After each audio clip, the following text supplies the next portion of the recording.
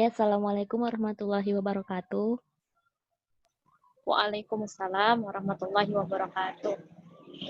Baik semuanya anak-anak, apa kabar? Waalaikumsalam warahmatullahi wabarakatuh. Alhamdulillah baik Bu. Ibu apa kabar? Alhamdulillah baik Bu. Ibu apa kabar? Alhamdulillah Ibu baik. Semoga kita semua selalu dalam lindungan Allah ya. Nah, sebelum memulai pelajaran, kepada Lutfi Ananda silahkan pimpin doa.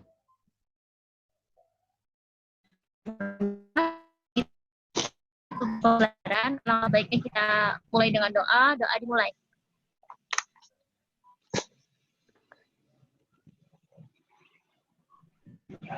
Doa selesai, saya kembalikan ke Ibu.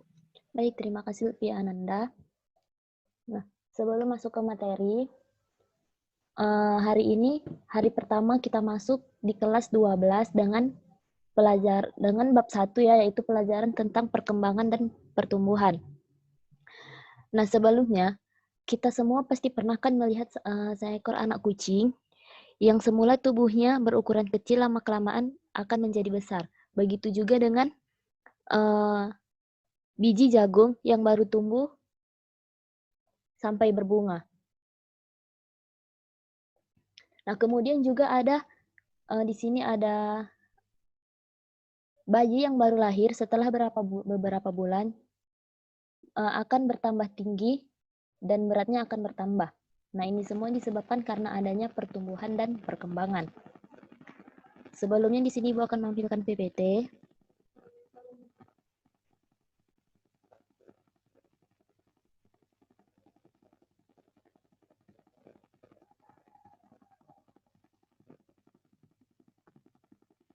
Sudah kelihatan? Belum Bu. Sudah kelihatan Via?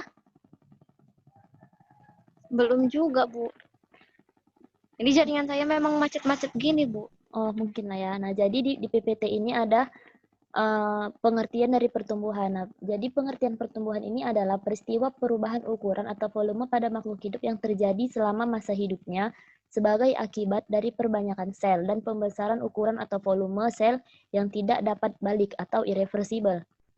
Nah, kemudian adanya pertambahan sel karena disebabkan oleh pembelahan sel yang terjadi terus-menerus. Sedangkan pembesaran ukuran sel disebabkan oleh adanya penambahan material sel. Nah, pertumbuhan dapat diukur dengan alat ukur berat, panjang, dan jumlah yang disebut dengan aksonometer atau busur pertumbuhan.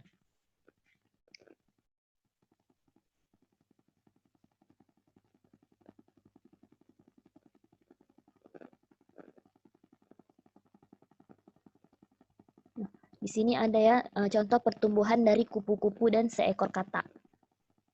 Bisa kalian lihat.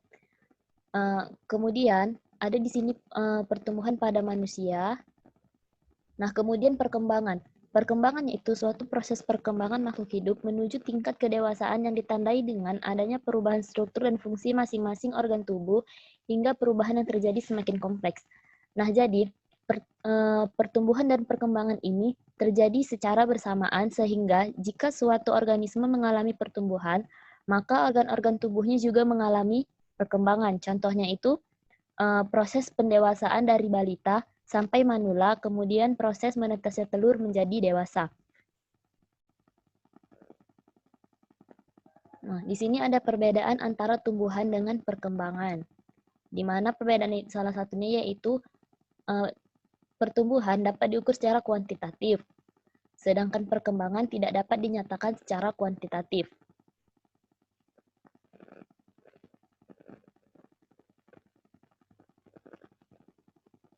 Nah, pertumbuhan dan perkembangan pada tumbuhan. Di sini contohnya pada perkecambahan. Perkecambahan ini merupakan proses awal pertumbuhan dan perkembangan embrio pada tumbuhan. Kemudian ada macam-macam pertumbuhan. Yang pertama ada pertumbuhan primer. Nah, pertumbuhan primer ini pertumbuhan yang terjadi pada jaringan meristem. Pertumbuhan primer ini dimulai dari meristem apikal yang terdapat pada ujung akar dan pada pucuk tunas. Kemudian pertumbuhan sekunder ini adalah pertumbuhan yang terjadi pada jaringan lateral dan kamium untuk pemanjangan dan pembesaran makhluk hidup. Nah, ini contoh pertumbuhan primer ya.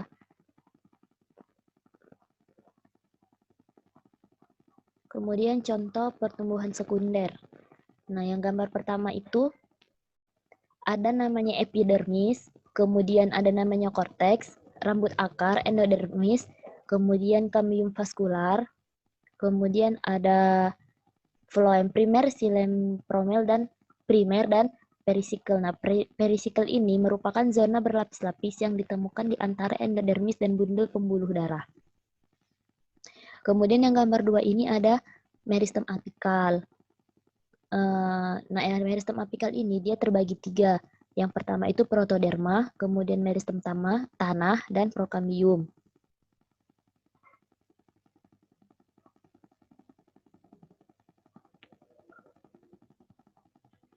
Nah, ini dia.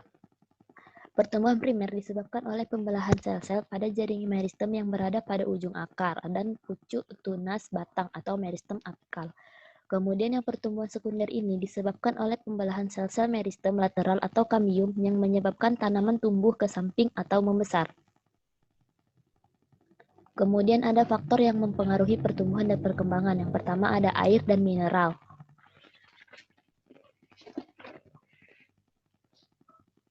Kemudian ada kelembaban, ada suhu, kemudian cahaya.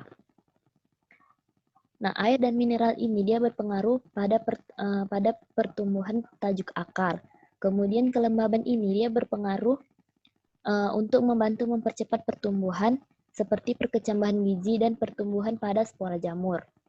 Kemudian yang ketiga ada suhu. Nah, suhu ini dia mempengaruhi kerja enzim. Kemudian suhu yang ideal diperlukan untuk pertumbuhan yang paling baik adalah suhu yang optimum. Kemudian adanya cahaya. Cahaya ini mempengaruhi fotosintesis. Kemudian cahaya juga merupakan faktor penghambat pertumbuhan. Nah, dalam cahaya ini ada 2. Yang pertama itu etiolasi. Kemudian ada yang namanya fotoperiodisme. Nah, di mana etiolasi ini merupakan pertumbuhan yang sangat cepat tumbuh di tempat yang gelap. Kemudian fotoperiodisme ini respon tumbuhan terhadap intensitas cahaya dan panjang penyinaran. Nah, dalam faktor tumbuhan, selain faktor luar, dia ada faktor dalamnya juga. Yang pertama adalah faktor hereditas. Kemudian yang kedua adanya hormon, di mana termasuk auksin, giberelin, sitokinin, gas etilen, asam absisat, florigen, kalin, asam traumalin. Nah, di sini ada yang gambar A itu dia merupakan distribusi auksin pada kecambah. Nah, kemudian yang B itu pertumbuhan ujung akar dan ujung batang. Nah, di sini ada dikatakan bahwa auksin banyak merangsang perpanjangan sel-sel batang. Kemudian yang tanda panah kedua ini dia auksin banyak menghambat perpanjangan.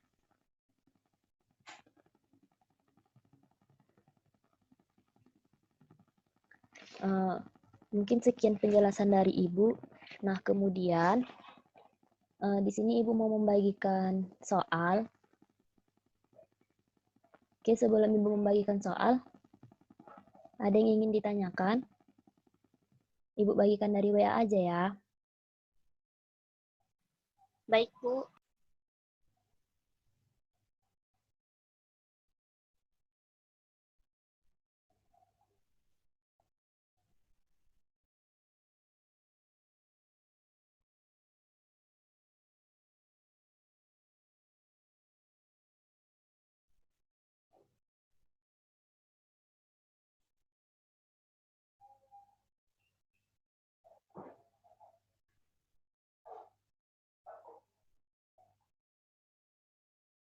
Oke, soalnya sudah Ibu kirim, bisa dilihat. Silahkan dijawab. Ibu beri waktu 15 menit untuk menjawabnya, dimulai dari sekarang.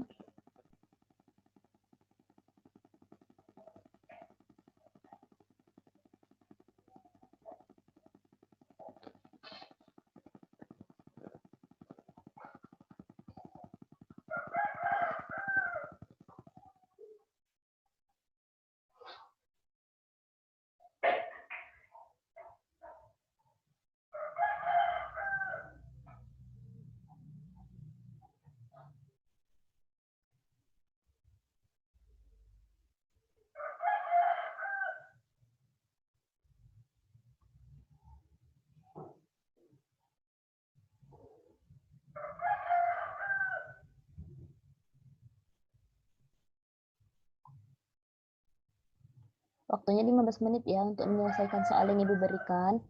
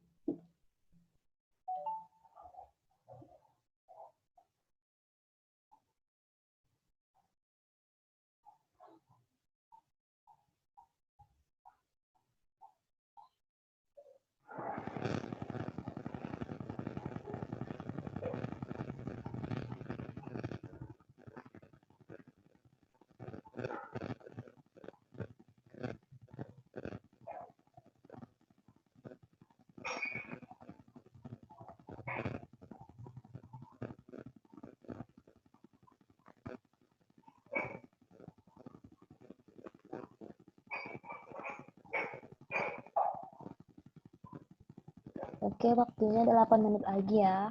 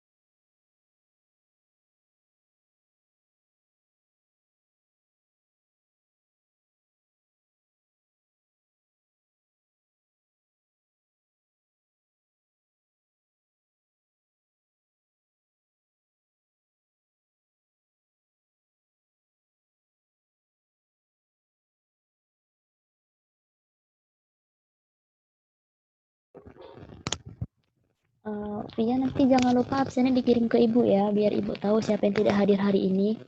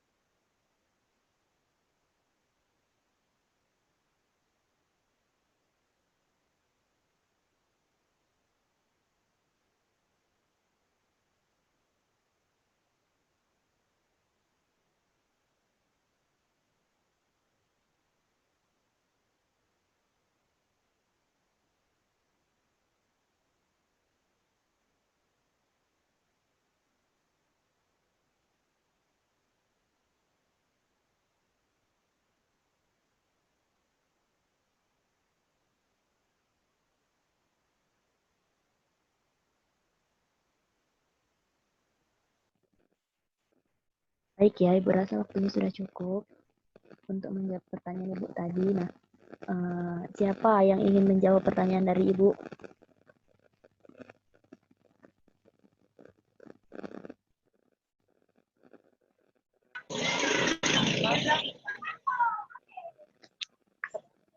Nomor 1, saya mau jawab Bu pertanyaan nomor 1. Oke, Lutfia Ananda, silahkan.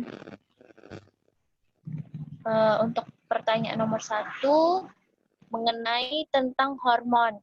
Nah, jadi fungsi dari hormon-hormon yang mempengaruhi proses pertumbuhan dan perkembangan itu, yang pertama adalah auksin, itu fungsinya untuk merangsang perpanjangan sel, itu merangsang aktivitas kambium, merangsang pembengkokan batang, dan juga untuk merangsang dominasi apikal. Nah, yang kedua adalah sitokinin, berperan dalam merangsang pada proses pembelahan sel. Yang ketiga adalah giberelin, ini yang berfungsi untuk pertumbuhan pembesaran pada tanaman, maksudnya pertumbuhan raksasa pada tanaman. Keempat, etilen, itu adalah zat atau gas yang berfungsi untuk merangsang pemasakan buah. Kemudian kelima adalah asam absisat, itu termasuk dalam fitohormon yang berfungsi saat misalkan nih untuk pada musim semi, pada musim gugur itu daun pohon jati akan menggugurkan daunnya agar mengurangi penguapan. Kemudian asam traumalin itu berfungsi saat tanaman itu mengalami luka. Dan yang terakhir adalah hormon kalin yang berfungsi untuk pembentukan organ seperti batang, akar, bunga dan daun. Saya Bu, terima kasih. Oke, baik. Terima kasih Lutfia Ananda. Jawabannya cukup bagus. Nah, kemudian di sini Ibu akan menambahkan ya jawaban dari Lutfia. Nah, di mana auksin itu termasuk senyawa asam indol asetat atau IAA yang dihasilkan di ujung meristem apikal atau pada ujung batang dan ujung akar. Nah, kemudian pada giberelin, biasanya senyawa giberelin ini dihasilkan oleh jamur yang disebut dengan Gibberella fujikurioi atau Fusarium moniliformae. Nah, pada sitokinin ini pertama kali ditemukan pada tembakau. Kemudian berfungsi sebagai untuk merangsang pembelahan sel. Nah, kemudian gas etilen ini biasanya dia banyak ditemukan pada buah yang sudah tua.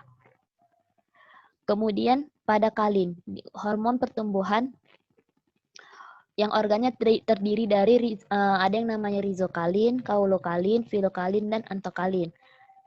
Nah, asam traumalin ini merangsang pembelahan sel di daerah luka sebagai mekanisme untuk menutupin luka. Mungkin sekian dari Ibu. Kemudian pertanyaan selanjutnya, ada yang ingin menjawab?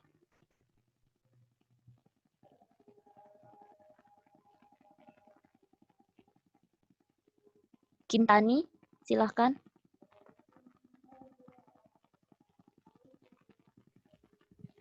Baik, Bu. Saya akan menjawab pertanyaan dari Ibu. Yang pertanyaannya adalah faktor eksternal yang mempengaruhi untuk pertumbuhan perkembangan tumbuhan, yaitu ada nutrisi, suhu, kelembapan, dan cahaya. Dan adapun pengaruh yang akan dihasilkan dari faktor eksternal tersebut adalah faktor luarnya seperti nutrisi. Nutrisi itu adalah sebagai tempat tumbuhan untuk melakukan penyimpanan karbohidrat, protein, lemak, vitamin, dan juga mineral, Bu. Yang itu akan diperlukan berupa zat hara atau air pada tumbuhan. Dan ini akan berfungsi untuk melakukan fotosintesis pada tumbuhan sehingga dapat tumbuh dan berkembang, Bu. Dan selanjutnya adalah suhu. Suhu di sini diperlukan bagi tumbuhan karena dalam penyerapan air, fotosintesis, penguapan, dan juga pernapasan pada tumbuhan itu dipengaruhi juga oleh suhu, Bu. Dan selanjutnya ada cahaya. Cahaya juga perlu bagi tumbuhan karena akan berpengaruh terhadap proses fotosintesis itu sendiri, akan berlangsung apabila adanya cahaya. Dan selanjutnya air atau kelembapan. Air dan kelembapan ini akan dapat diserap oleh tumbuhan dan lebih sedikit penguapan. Nah, itu akan nantinya ada reaksi kimia di dalam sel, Bu. Hal itu akan berpengaruh terhadap reaksi kimia tersebut. Dan selanjutnya ada tanah. Tanah juga akan berpengaruh berpengaruh terhadap pertumbuhan dan perkembangan tumbuhan.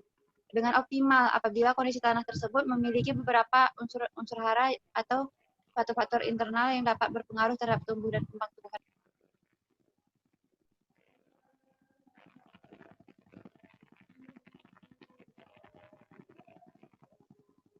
Oke, terima kasih Kintani. Saya rasa jawaban Kintani sudah cukup jelas ya. Nah, baik, di sini Ibu akan menayangkan sebuah video.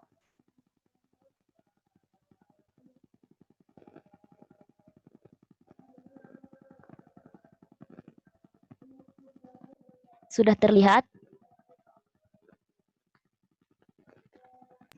Sudah, Bu. Telur-telur, ulet-ulet, kepompong, kupu-kupu. Kalian tahu nggak sih kenapa ulet bisa berubah jadi kupu-kupu? Perubahan itu juga bisa kita lihat nih di biji-bijian ini. Kalau ditanam, nanti bakal berubah jadi pohon, berbunga, dan ngasilin biji lagi. Saya juga dulu tumbuh dari bayi yang gemes maksimal, kok bisa jadi secantik ini?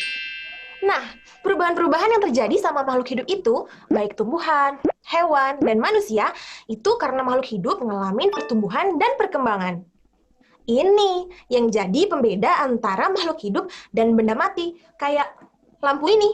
Dari pertama dibikin, lampu ini ya udah segede gini aja, nggak bakal tambah gede lagi dengan sendirinya. Terus, apa sih artinya pertumbuhan dan perkembangan? Apa dua-duanya sama? Mari kibas, mari kita bahas.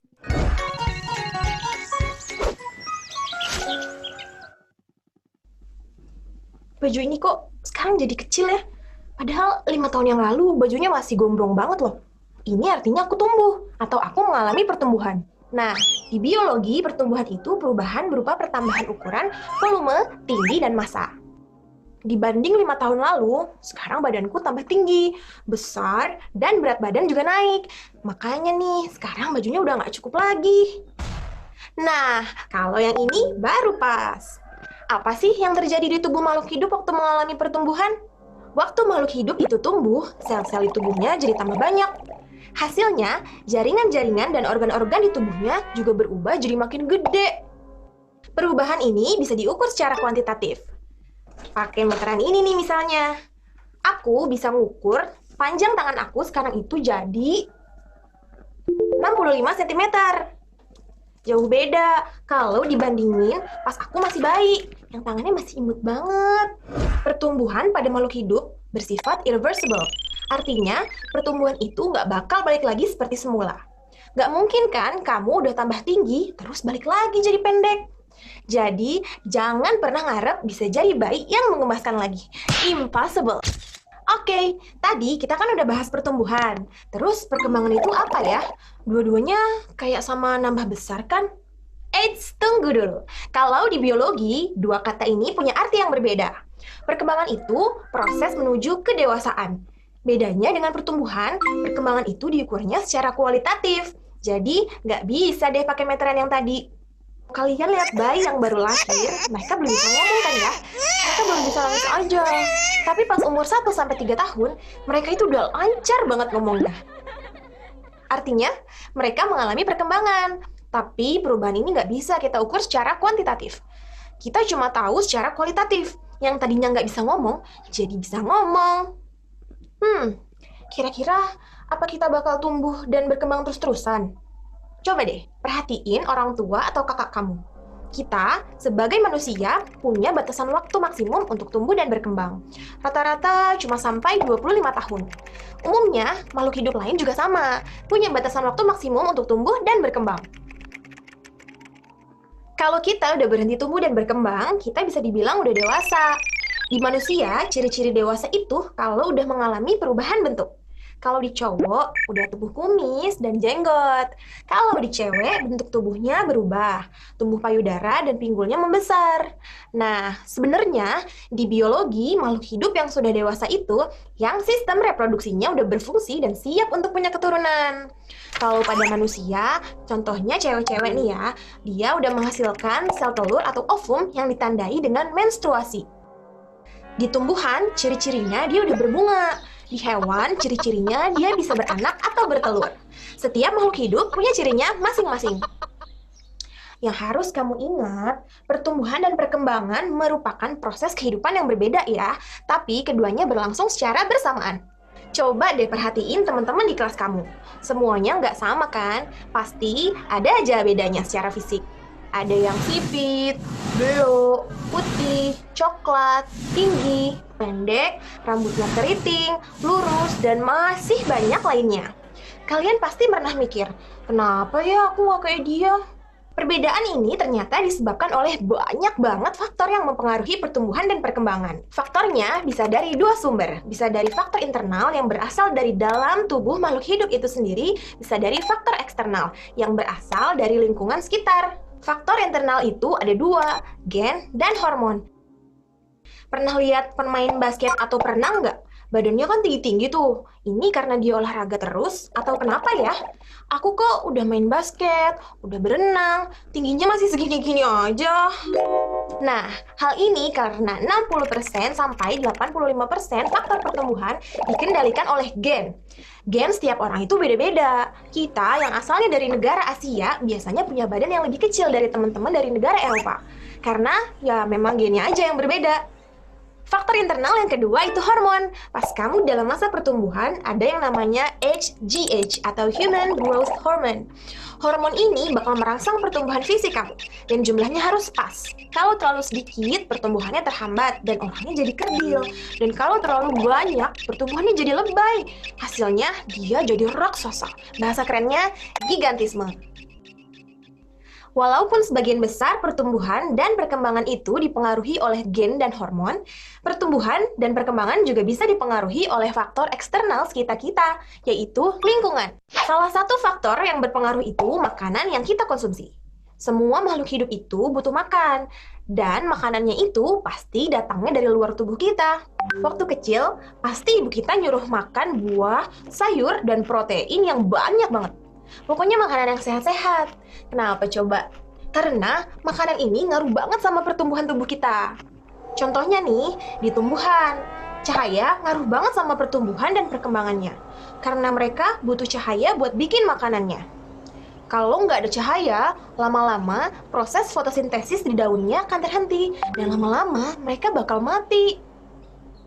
Oke teman-teman, di video kali ini kita udah belajar apa itu pertumbuhan dan perkembangan, serta faktor-faktor yang mempengaruhinya. Ada faktor internal dan juga faktor eksternal. Di video berikutnya, kita akan bahas lebih dalam bagaimana pertumbuhan dan perkembangan, baik pada tumbuhan, hewan, dan manusia, serta faktor-faktor yang mempengaruhinya. Tapi, kalau kamu masih mau review lagi pertumbuhan dan perkembangan ini, kamu bisa klik timestamp yang ada di bawah video. Merumpak lem di video selanjutnya, Beh. Dah!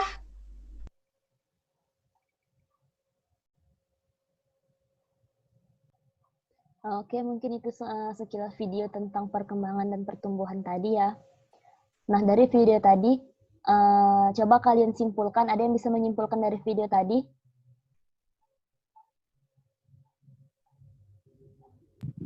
Saya, Bu. Oke, silahkan Kintani. Baik, Bu, saya akan menyimpulkan sedikit saja dari video yang telah diputar. Yang pertama yaitu masalah pertumbuhan dan perkembangan.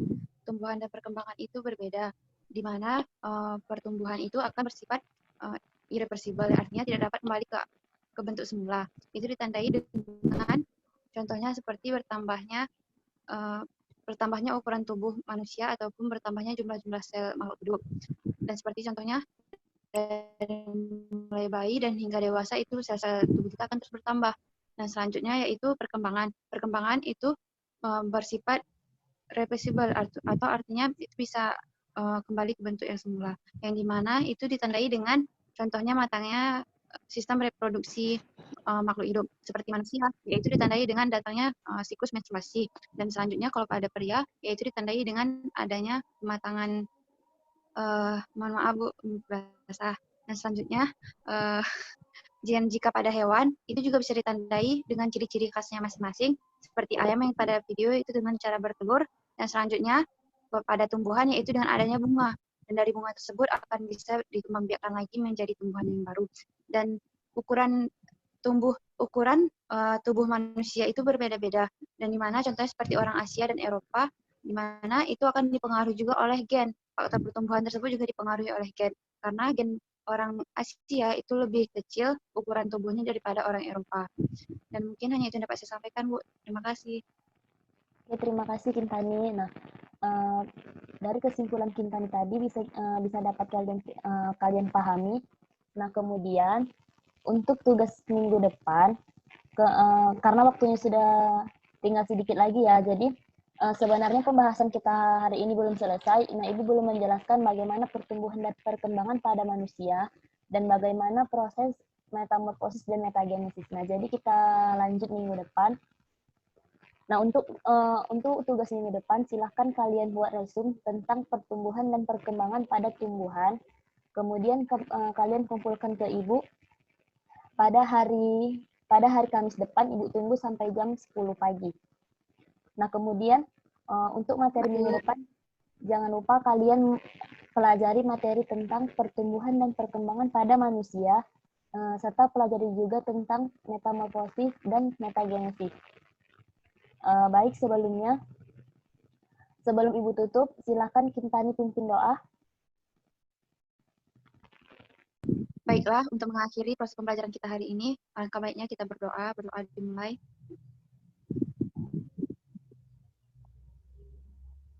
Berdoa selesai. Oke, terima kasih Kintani. Sebelumnya Ibu mohon maaf kepada kalian semua apabila ada penyampaian Ibu yang kurang. Ibu sudahi dengan billahi taufik wal hidayah. Wassalamualaikum warahmatullahi wabarakatuh. Waalaikumsalam Waalaikumsalam warahmatullahi warahmatullahi wabarakatuh. wabarakatuh. Nah, baik, Assalamualaikum warahmatullahi wabarakatuh. Waalaikumsalam warahmatullahi Waalaikumsalam wabarakatuh. Waalaikumsalam warahmatullahi wabarakatuh. wabarakatuh. Baik, pada minggu ini Ibu masih akan melanjutkan materi minggu semalam ya tentang masalah pertumbuhan dan perkembangan pada manusia. Kemudian proses metagenesis dan metamorfosis. Nah, sebelum masuk ke materi tersebut, ada yang bisa apa yang kalian ketahui tentang masa pertumbuhan balita dan anak-anak? Saya, Bu. Silahkan, Kintani. Saya akan menjawab pertanyaan dari Ibu, itu apa yang kami ketahui tentang masa pertumbuhan dan perkembangan anak-anak.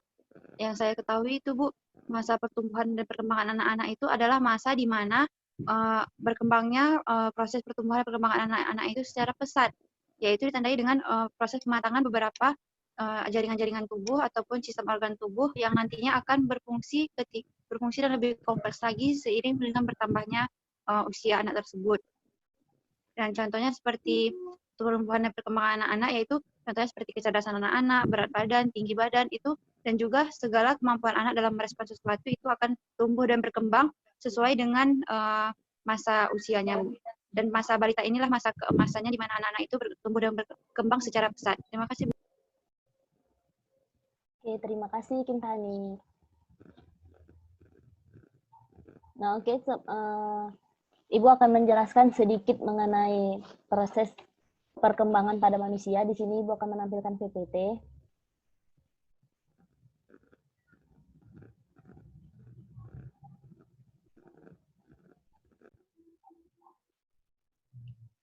Sudah terlihat? Masih loading, Bu.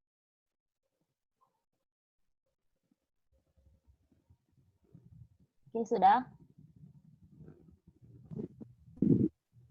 Masih loading juga, Bu.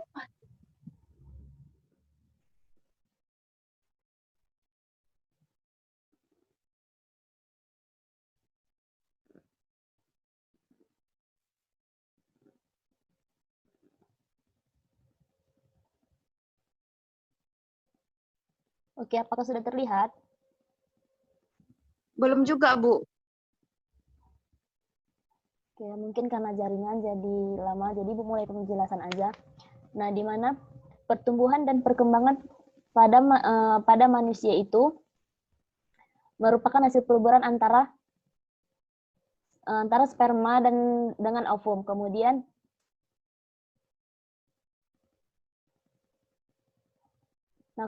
di sini ada perkembangan pada manusia masa balita dan anak-anak.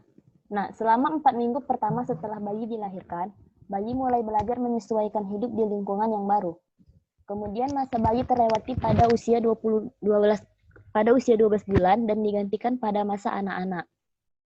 Kemudian pada usia 5 tahun, beberapa anak dapat membaca angka-angka dan huruf-huruf tertentu. Nah, pertumbuhan fisik mulai meningkat baik tinggi badan maupun berat badan dan juga terjadi perkembangan koordinasi gerak otot dan kemampuan mental. Kemudian di atas usia 5 tahun, kemampuan berbicara, menulis, membaca, dan belajar bagaimana cara bergaul dengan orang lain telah berkembang.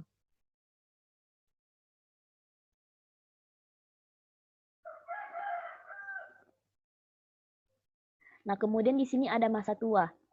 Nah, masa tua diawali dari usia antara 30 sampai 50 tahun. Perkembangan otot-otot dan tulangnya sudah berhenti, artinya sudah tidak dapat bertambah tinggi lagi. Selama usia ini perkembangan fisik mulai mengalami penurunan. Nah, kemudian pada umur 65 sampai 74 tahun adalah pertengahan lanjut usia.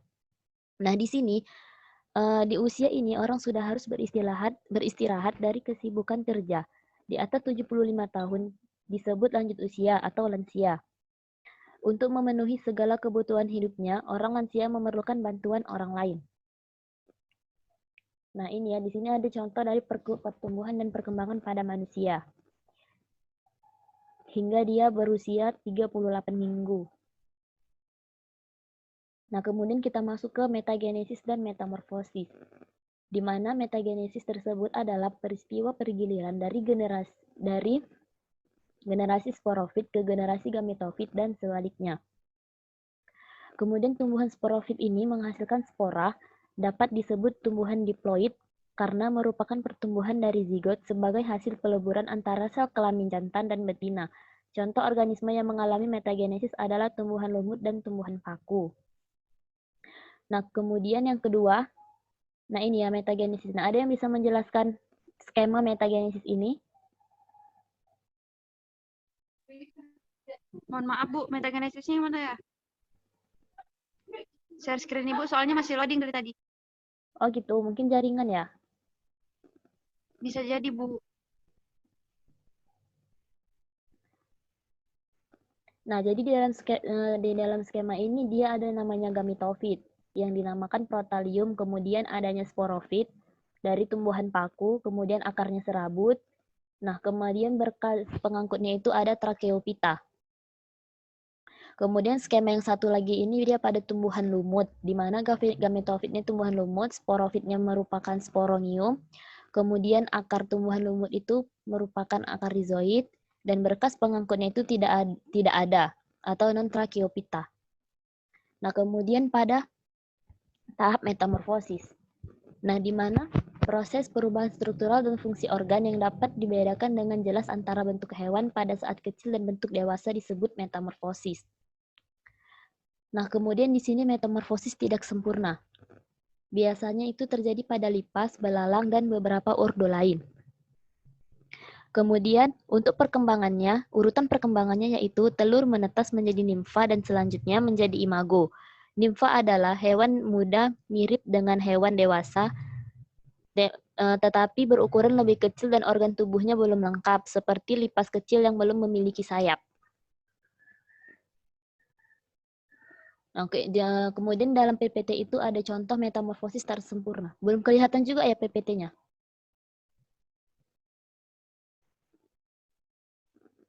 Mohon maaf Bu, di tempat saya masih loading. Nggak tahu di tempat-tempat teman-teman yang lain.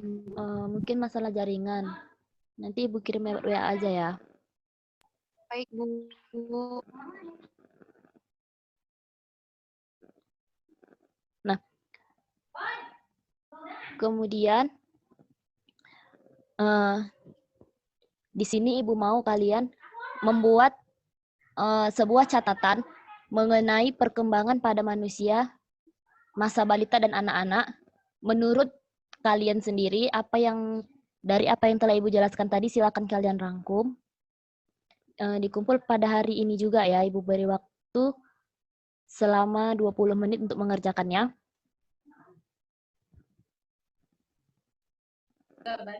Baik Bu.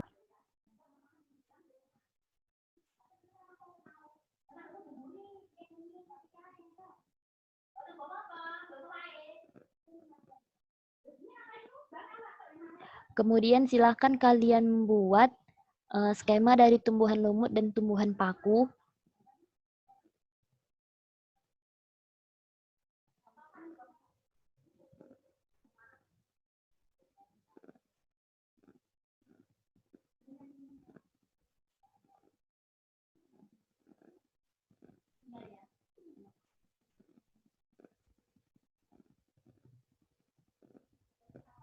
Oke, ya, Ibu beri waktu 20 menit ya untuk mengerjakannya.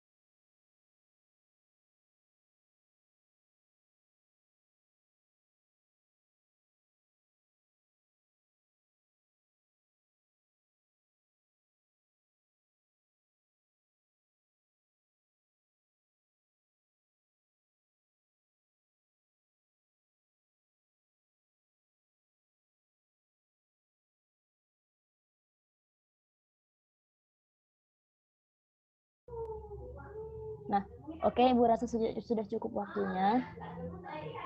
Baik, Ibu akan menambahkan sedikit penjelasan mengenai metagenesis.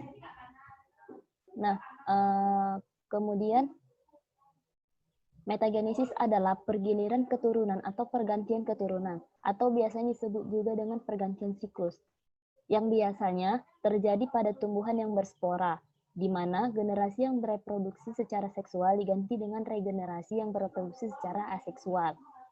Nah, pada siklus seksual atau generatif, ini biasanya dia menghasilkan yang dihasilkan ini dia gametofit. Kemudian pada siklus aseksual ini yang dihasilkan adalah sporofit. Kemudian contoh tumbuhan metagenesis tadi yang seperti yang Ibu bilang itu ada tumbuhan lumut atau bryophyta dan tumbuhan paku ya atau pteridophyta. Nah, lumut dan paku ini sama-sama memiliki fase generatif atau siklus seksual yang disebut generasi gametofit dan fase vegetatif atau siklus aseksual yang disebut sebagai generasi sporofit. Kemudian pada tumbuhan lumut atau bryophyta mengalami dua fase dalam siklus hidupnya, yaitu fase gametofit dan sporofit. Gametofit merupakan lumut yang menghasilkan gamet atau sel kelamin. Fase sporofit merupakan lumut yang berada dalam keadaan yang menghasilkan spora.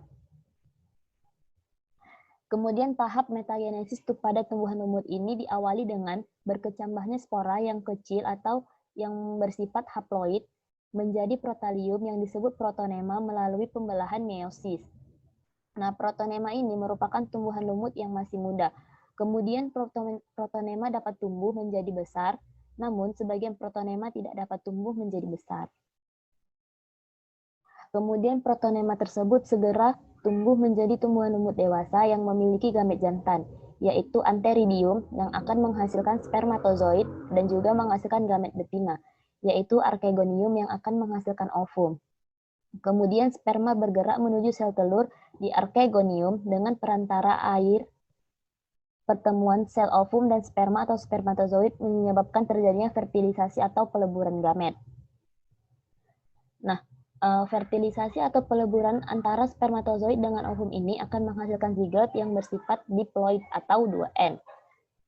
Kemudian, fase sporofit atau siklus sporofit atau fase vegetatif, generasi sporofit dimulai ketika zigot terbentuk. Nah, jumlah kromosom zigot adalah diploid dan semua sel yang diturunkannya dengan cara pembelahan mitosis adalah diploid.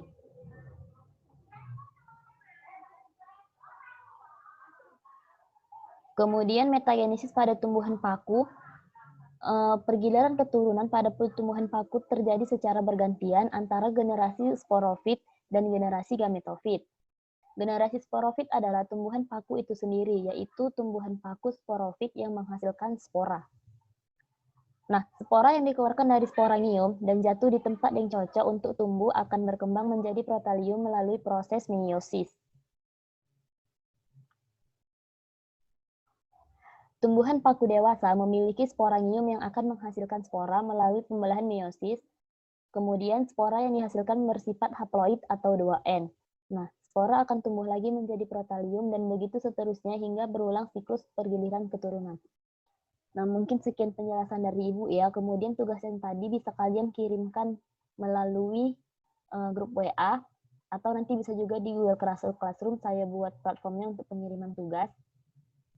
Nah, selanjutnya sebelum Ibu tutup, Ibu mau dari kalian memberikan kesimpulan dari apa yang sudah Ibu jelaskan ini.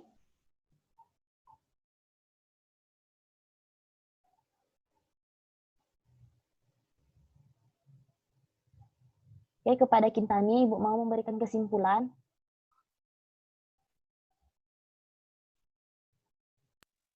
Mohon maaf, Bu. Tadi Bu ngomong apa, Bu? Agak. Ibu mau Kintani memberikan kesimpulan dari apa yang telah Ibu jelaskan.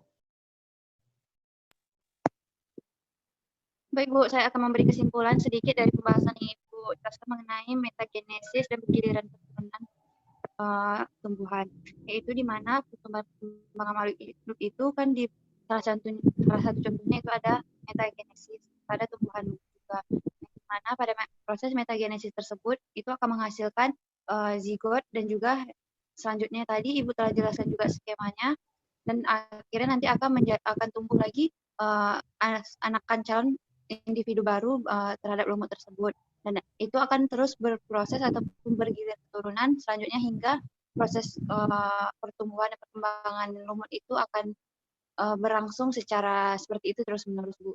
Dan selanjutnya tentang Ibu tentang metamorfosis juga tadi, Bu, ya. Tentang metamorfosis, yaitu contohnya seperti ada juga kupu-kupu, di mana proses metamorfosis ini sendiri yaitu ada sebagian yang lengkap dan juga ada metamorfosis yang tidak lengkap, Bu. Contoh metamorfosis yang lengkap itu pada hewan yang adalah seperti contohnya kupu-kupu, di mana proses pertumbuhan kupu-kupu tersebut akan dimulai melalui dari adanya telur, kepompong, dan selanjutnya menjadi ular, dan kemudian menjadi kupu-kupu.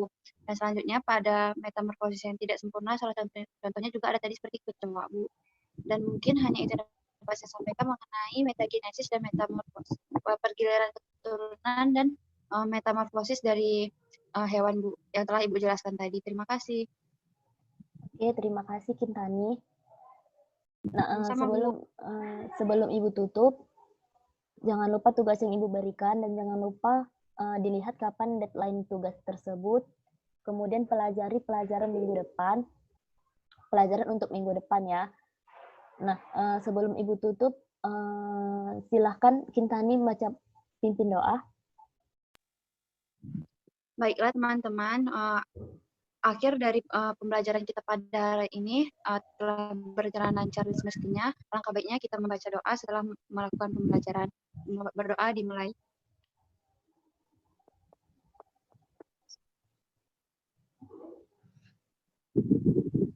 Doa selesai. Oke, terima kasih Kintani. Baik, sebelumnya Ibu mohon maaf kepada kalian semua atas penjelasan Ibu yang kurang berkenan atau kata-kata Ibu yang salah. Ibu mohon maaf. Ibu sudahi dengan billahi taufik wal hidayah. Wassalamualaikum warahmatullahi wabarakatuh. Tetap jaga kesehatan ya. Waalaikumsalam warahmatullahi wabarakatuh. Terima kasih banyak, Bu.